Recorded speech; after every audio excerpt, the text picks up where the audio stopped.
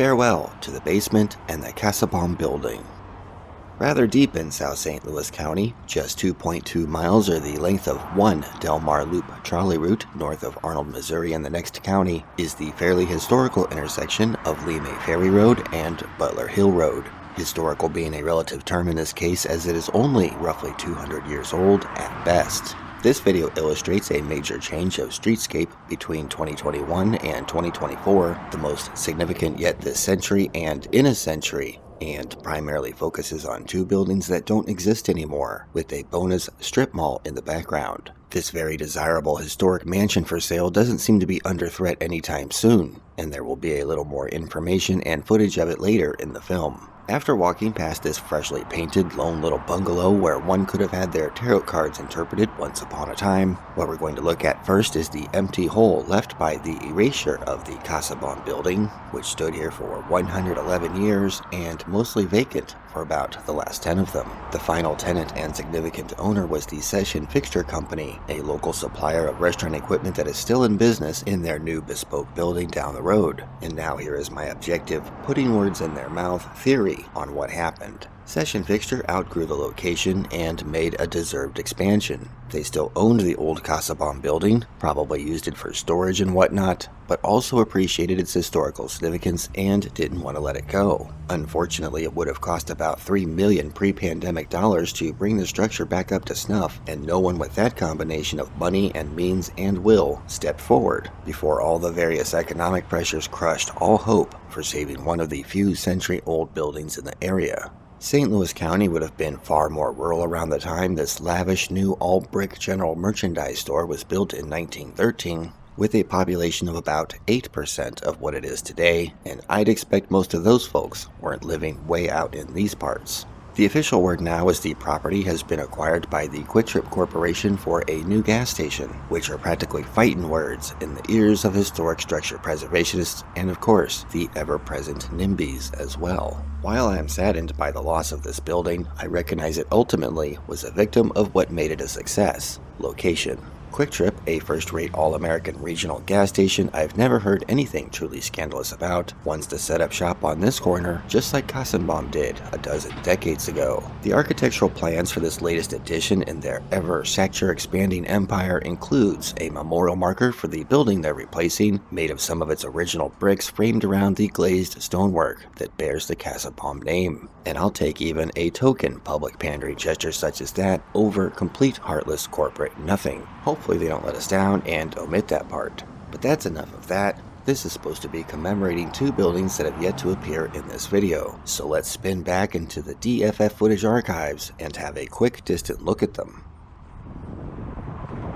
I don't know very much about the off-white box of a building you can see, other than for many years it housed a shop called The Basement, and literally was in one. I heard as a youngin' back in the 90s it was one of two, or maybe three, underground, only whispered about, so-called head shops that sold eclectic smoking paraphernalia for use of tobacco.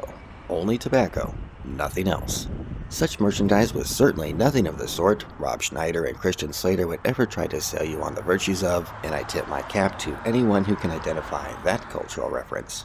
I never visited the inside of either of these places, and only have the vaguest distant memories of them being open. And while I had taken note of and wondered about the tangible yet apparitional appearance of the old Sessions Fixture store for years prior, I only filmed these buildings after hearing their time was coming. For over 2 years, I monitored them on occasion for any sign of movement until one day.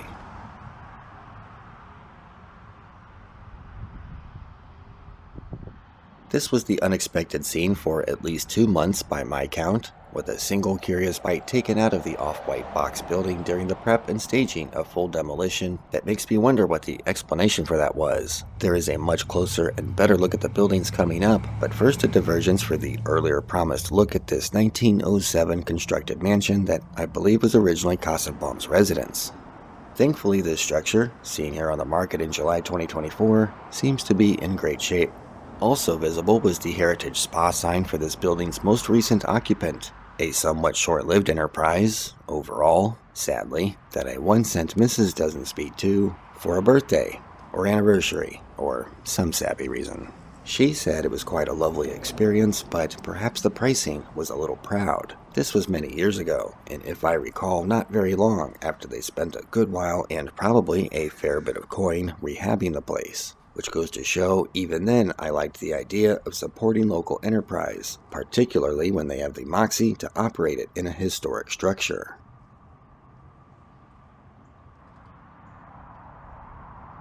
I think there is evidence of it still open in some more 2021 footage in the upcoming music montage, and before I forget to mention it, you can also see the Psychic Tarot Card House in its natural brick color before it was painted, as well as the decades-old strip shopping center on the southwest corner of the intersection next to the newly constructed Children's Hospital facility that has been demoed for what I don't know yet, possibly just to improve the view. I was even nice enough to not cut the shot before showing the iconic cutest funeral home, as I tried to include geographically contextual shots. I'm telling you all of this now because I hope to be out of things to say by the time we reach that point in the video.